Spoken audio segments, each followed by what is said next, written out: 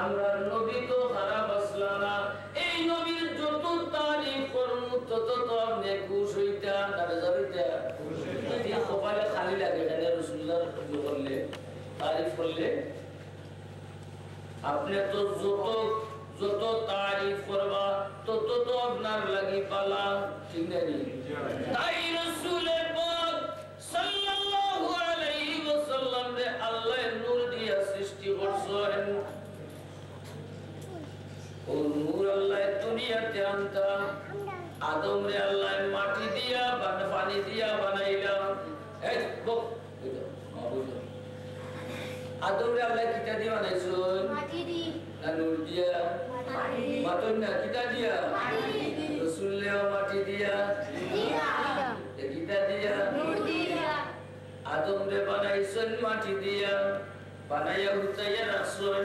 তুমি তো ও হুতাইছো তো আল্লাহ মানুষের দুনিয়া কিলা আনলো কেউ। ওই নূরে মুহাম্মাদি না দিলে আদম জিতা হইতে পারত না।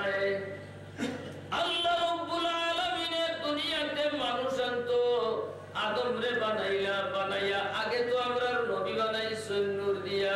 ওই নূরে মুহাম্মাদি আদম আলাইহিস সালাতু ওয়াস সালামের ফিটিতে রাখলা।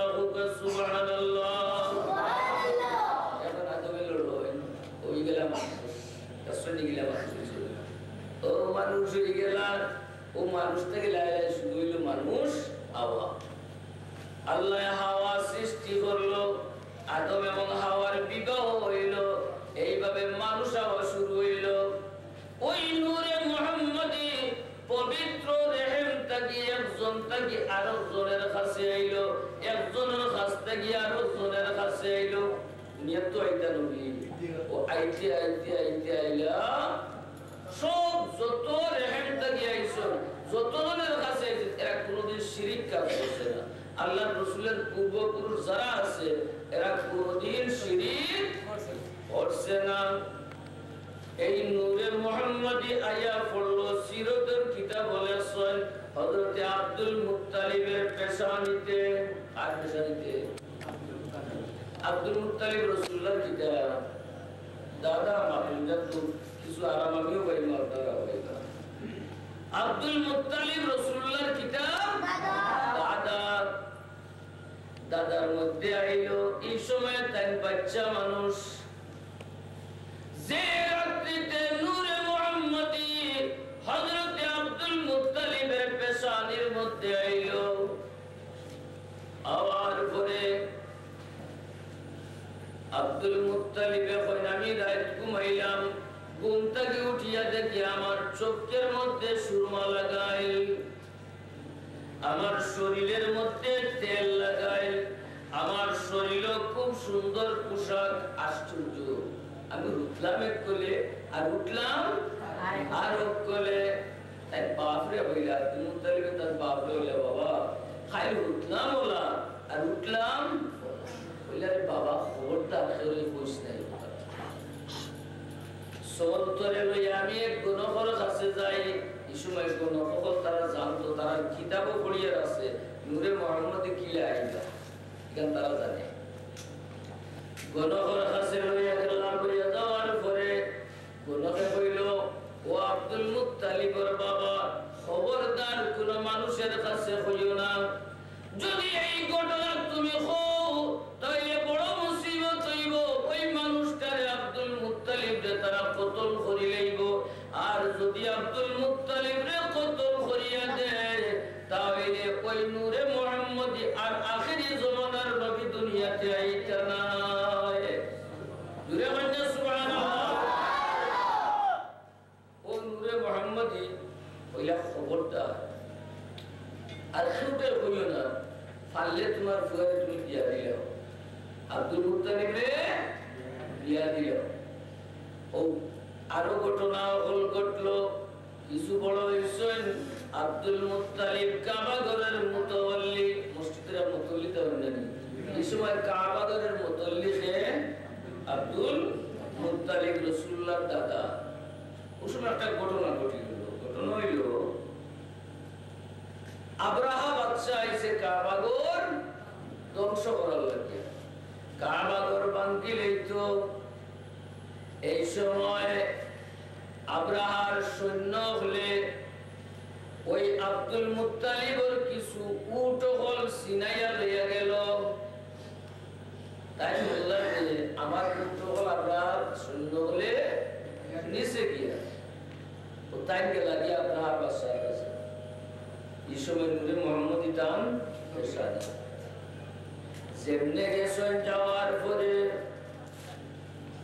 যাওয়ার সাথে সাথে আব্রাহা বাদশাহ দেখছে তার সিংহাসন থেকে উঠে গেছে উঠিয়ে সম্মান করছে বইছে তান্ডের সামনে বসাইছে বসাইয়া কয় ও তোমার নাম কিটা বলে আমার নাম আব্দুল মুত্তালিব তুমি কোন বংশের মানুষ বলে কুরাইশ বংশের মানুষ বলে আমার কাছে কিটার লাগি বলে তোমার সৈন্য বলে আমার উট আইলিছে ওগুন নেওয়ার লাগি আব্রাহা কই আশ্চর্য রে তুমি তো বড় বেয়াকো তুমি জানো না আমি কিটার লাগিয়েছি বলে না বলে আব্দুল মুত্তালিব তুমি যে ঘরের মুতওয়াল্লি ওই কাবা ঘরের মুতওয়াল্লি ওই ঘরটারে আমি ধ্বংস করার লাগিয়েছি তুমি কইতায় ও বাদশা ওর খান ভাঙ্গিও না রে বা আইয়া বাবা উঠুন দিল তুমি বেয়াকো নাই আব্দুল মুত্তালিব কয় না আমি বেয়াকো নাই তুমি বেয়াকো বাদশারে আমি বেয়াকো নাই তুমি বেয়াকো তুমি জানো না নি এই উটের মালিক হইলাম আমি তোমার কাছে চাই আমার উট ফেরত দিতায় আর কাবা ঘরের মালিক আল্লাহ আল্লাহ জানে তার ঘর কিভাবে হেফাজত করব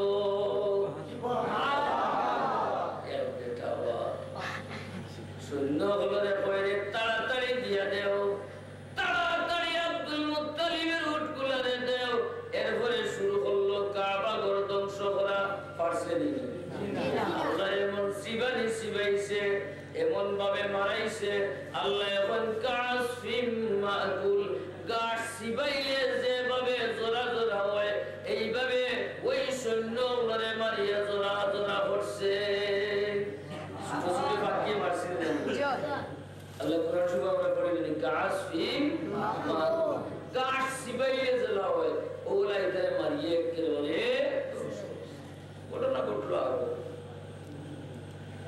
আব্রাহার সামনে বসেন ও ফাটিকার মাওলানা সাহেব আইলে অসুবিধা নেই আমি শেষ করি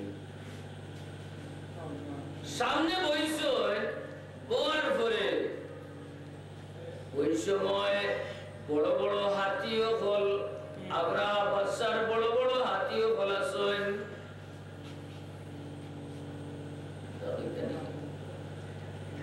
এখন পয়সা না করে পয়সা আমার ওয়াজ করে মাঝখান পয়সা দিলেও মানতে হবে দুরুদ শরীফ পড়াও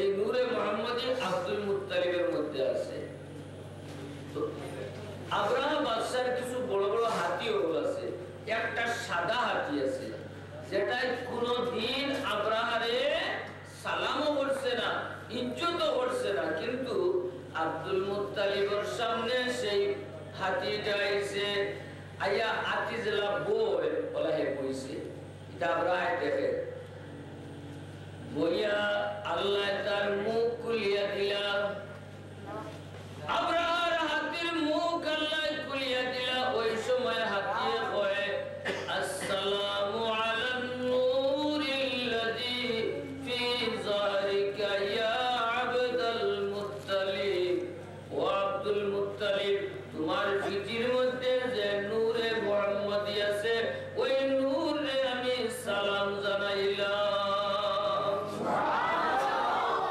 আরে সালাম জানাইছে মাটি রে মানুষে কিটা আইছে যত সময় কইলাম কত সময় মানুষ আইছি কিটা আইছি নূর আল্লাহর রাসূলের মাটি দিয়ে বানাইছেন এই নূরে মুহাম্মদী আইতে আইতে আব্দুল মুত্তালিব পর্যন্ত আইলো আব্দুল মুত্তালিব সাজিল এরপরে এই নূরে মুহাম্মদি গেল আব্দুল্লাহর কাছে আব্দুল্লাহর পেশানি আব্দুল্লাহ রাসূলুল্লাহর কে আব্দুল্লাহ রাসূলুল্লাহর বাবা যে সময় নূরে মুহাম্মদি আব্দুল্লাহর পেশানিতে গেল যাওয়ার পরে এমন সুন্দর হইলা কিতাব বলেন আব্দুল্লাহর মতো সুন্দর এই পৃথিবীতে আর কোনো মানুষ নাই। ওই সময় আরবের মহিলা যারা আছে এরা বিয়ার প্রস্তাব দেওয়া শুরু করলো আব্দুল্লাহ আমারে বিয়া করো কি বেটিয়া ভাই আব্দুল্লাহ আমারে বিয়া করো কি বেটিয়া ভাই আব্দুল্লাহ আমারে বিয়া করো এইভাবে শুরু হইল কিন্তু আব্দুল্লাহ কথা মানুন না। শেষ পর্যন্ত এক বেটিও ঘুরছে এই বেটি হইল মিশর দেশ বাড়ি